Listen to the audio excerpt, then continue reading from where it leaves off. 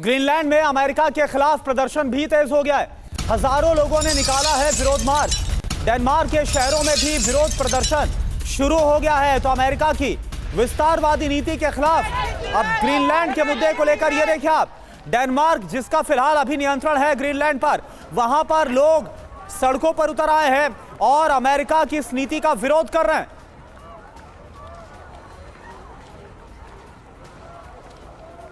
Trump के खिलाफ आक्रोश बढ़ रहा है। ग्रीनलैंड में बड़ी तादाद में लोग सड़कों पर उतर आए हैं। ग्रीनलैंड पर ट्रंप के दावों के खिलाफ लोगों में काफी ज्यादा गुस्सा है। अमेरिका में शामिल होने के खिलाफ विरोध हो रहा है। ग्रीनलैंड की राजधानी नूक में विरोध मार्च हो रहा है। जी हां, डाउनटाउन से लेकर अमेरिकी दूतावास तक मार्च किया गया। प्रदर्शनकारियों ने लिखा, ग्रीनलैंड बिकाऊ नहीं है जो उसे कोई खरीद ले। प्रदर्शन में ग्रीनलैंड के पीएम जेम्स फेडरिक भी शामिल हुए।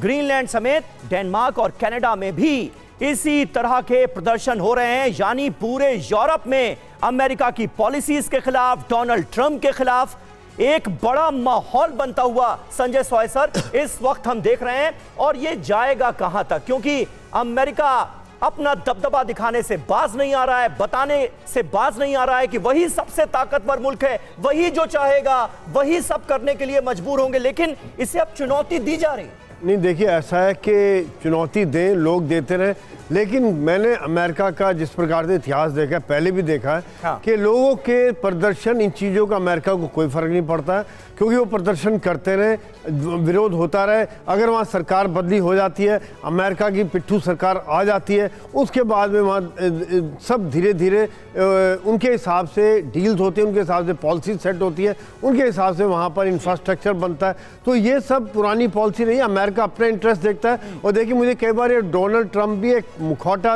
एक फ्रंट लगते हैं, क्योंकि अमेरिका अपनी पुरानी पॉलिसी के हिसाब से चल रहा है। चाहे हम इराक देखें, चाहे वेनेजुएला देखें, चाहे लीबिया देखें या पाकिस्तान देखें, अफगानिस्तान देखें, अमेरिका की इस तरह से पॉलिसी चलती रही है और अमेरिका अपने इंटरेस्ट के हिसाब से काम करता है। उसको बाकी वहां के लोकल लोग या वहां की जो जनता का कोई फर्क नहीं। ट्रंप से पहले वाले भी काम वही करते थे, बस इस अंदाज में बोलते नहीं थे, दुनिया के सामने अपनी बात रखते नहीं थे। नहीं, बिल्कुल, क्योंकि ये भी एक मुझे पॉलिसी लगती है कि अनप्रेडिक्टेबिलिटी की प्रेडिक्टेबिलिटी हो कि ट्रंप का पता नहीं कल क्या कहेंगे, क्या नहीं करेंगे। बिल्कुल सर, ये अनिश्चितता जो है वो डोनाल्ड ट्रंप को लेकर रहती है। अभी सर कुछ दिन पहले ही निराज सेठ सर, जो ग्रीनलैंड के प्रधानमंत्री, उनसे पूछा गया कि आप किसके साथ जाना चाहते हैं, तो उन्होंने बोला कि हम डेनमार्क के साथ रहना पसंद करेंगे, अमेरिका के साथ जाना नहीं चाहते।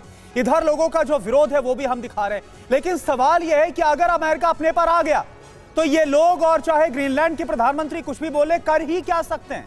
नहीं, मेरे को लगता है थोड़ा ज़्यादा कॉम्प्लिकेटेड है। देखिए, डेनमार्क का जो क्लेम है ग्रीनलैंड पे, वो इस बात पे है कि हमारी बोट्स फला साल में गई, वहाँ कोई था नहीं, हमने ले लिया। अमेरिका भी कह रहा है ठीक है, हमारी चली गई अब बोट। तो इतना ज़्यादा सॉलिड डेनमार्क का कोई होल्ड नहीं है हिस्टोरिकली ग्रीनलैंड पे।